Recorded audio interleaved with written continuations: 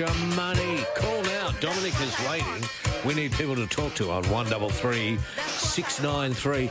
Gee, I wish you look into the retrospectoscope. Yes. And you say to yourself, sometimes I wish I'd have got more serious about retirement when I was 40. Just plan a bit further out. Yeah. Because before you know it, as I said, you get there and you think, oh, no, now what am I going to do? You're a little bit younger than me, but we're both in that what happened to the last 25 years part of our lives. That's right. Unbelievable. So everyone out there, if you're 40, you'll be 65 before you know it. Yeah, in the blink of an eye. Absolutely. How did the markets go overnight? Yeah, not do you too reckon? bad. Overnight, we saw the Dow Jones Industrial Average post modest gains, up 150 points or 0.29% to 52,637, whilst the S&P 500 rose 0.42% and the Nasdaq was also up 0.29%. Across Atlantic, London's FTSE was also up 0.25% higher. However, the French, German and Italian bourses were mixed.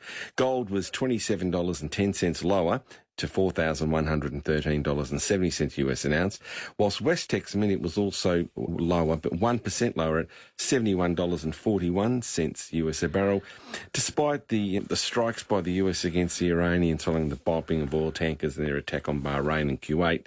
So it doesn't make sense. The oil price didn't rocket up. So No. I think the markets are saying this skirmish is going to happen and eventually they're going to run out of bullets, I assume. Yeah.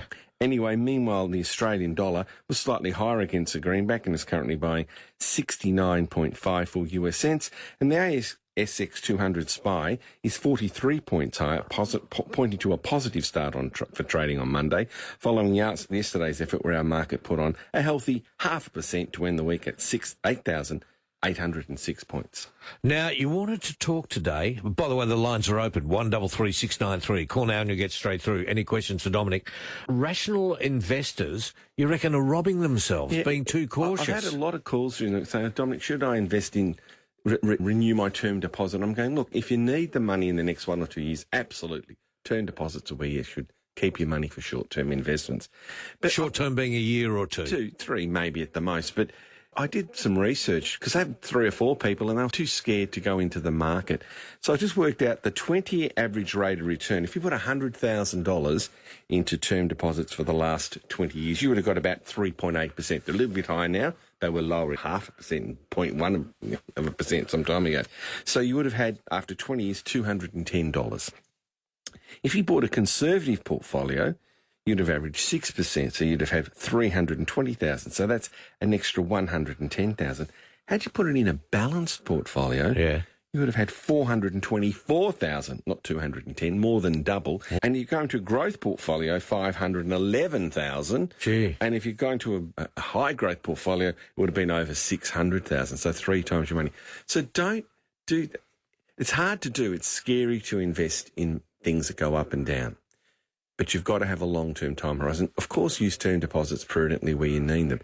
But you're robbing yourself. I mean, that is 3 times the rate of... The figures tell the story, don't they? And you know what they're doing? And nothing wrong with this. Banks are getting your money and paying you, say, 3 or 4 or 5% and lending it out at 8, 9, 10%. Yeah. So why don't you do the same thing? Be a bank yourself. Yeah. Take a risk a little bit, but only if you've got a long-term time horizon. It's quite staggering how people are just too scared. They suffer from myopic loss aversion. Myopic loss aversion. That's a study by Cornell University about 30 years ago, I think, now, where myopia is when you've got short-sightedness, you need glasses to read. Yeah. So you keep on looking short-term, 12 months, and you miss the bloody...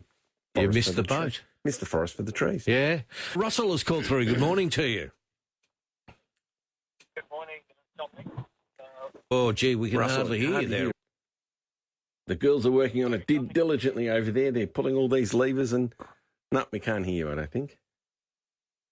You there, Russell? Can you hear me? No, look, we'll I try am. it. Ah, that's I better. got through, yes. Russell, Earth to Russell, how are you?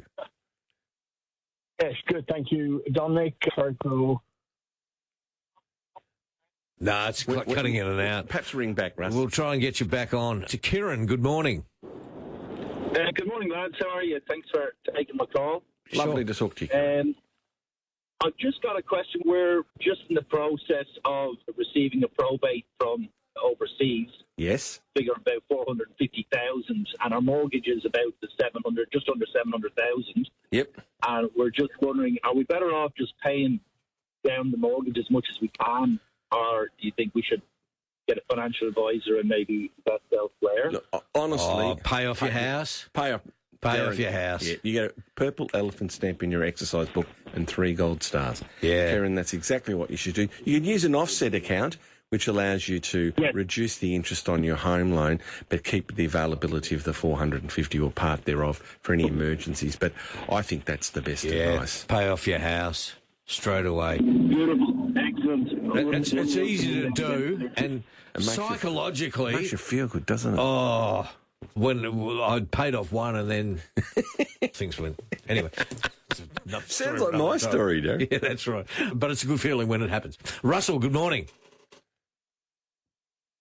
Oh, no. The same problems happened, I think. Russell! No. Okay. Good game last night, wasn't it, Derek? It was a great game last night. If you're Collingwood supporter. Always take the 4 points. But the rules look all right, don't they? They're tough. Yeah. And I got back and watched the replay, as I said. Yeah, you do that. You've got to have it. And I remember the whole crowd was booing Bulldogs for one of the decisions by the umpire. And I looked at it on this cold light of day at 11:45. In the replay? Okay, actually, it was 50-50, so I feel bad for yelling at bull dust or the other word. Oh, okay. The umpires got it hard. There were lots of mistakes, players and umpires. But, gee, it's a tough game. It's a tough game to umpire, too. I feel sorry for them. Yeah.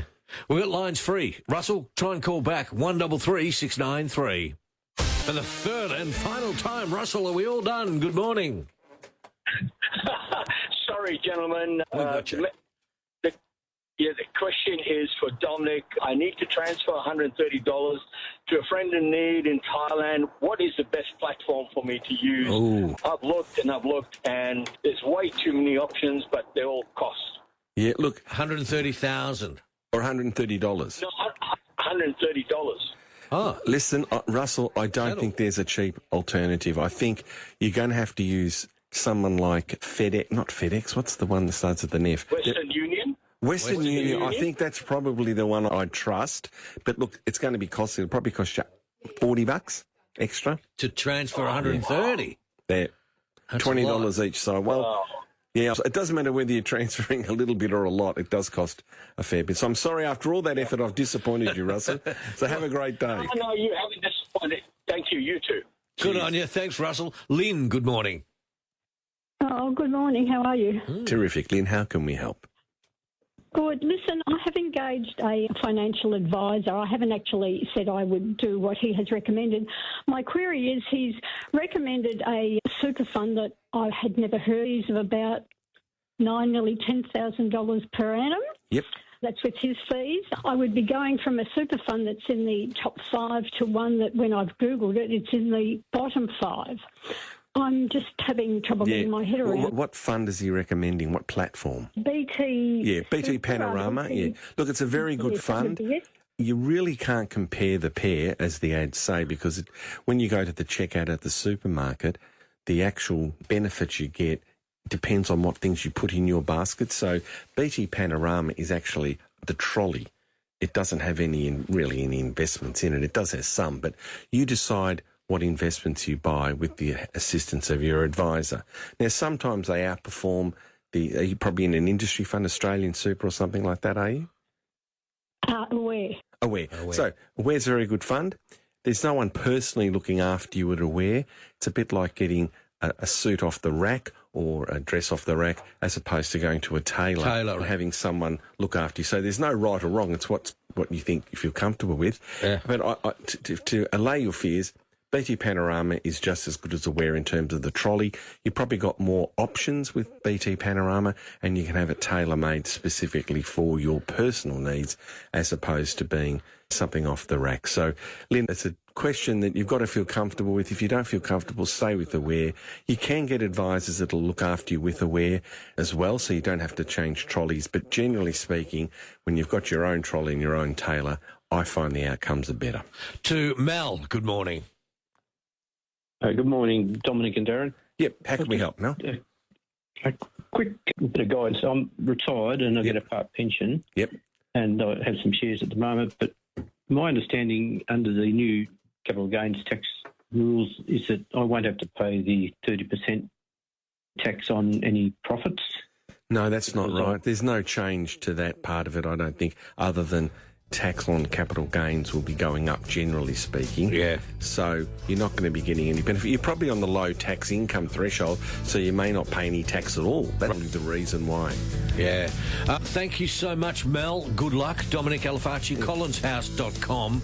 They can ask you any questions Yeah, through Brian that. and Philip and everyone else is in the queue. Sorry we couldn't get there. Yeah. collinshouse.com. Click on Contact Dominic. Write me a little note and I'll get in contact with you. And if I can't help you, I'll find someone who can. Good on you, Dominic Alafaci, collinshouse.com, as we approach 10 o'clock here on 3AW.